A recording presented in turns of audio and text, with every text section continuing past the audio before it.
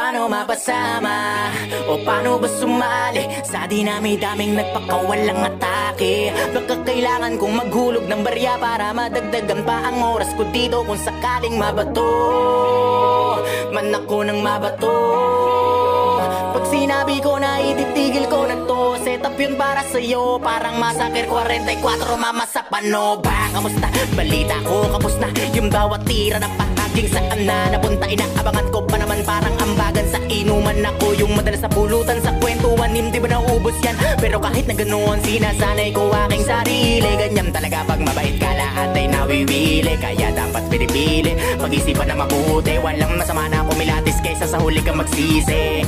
Naranasan ko na rin yan, yung tipong walang pagkakataon na mapakinggan at dumating sa puntong wala na ring malapitan. Sarili ko na lang ang nagsilbi ko na sandigan. Kaya walang may karapatan para sabihin sa'kin na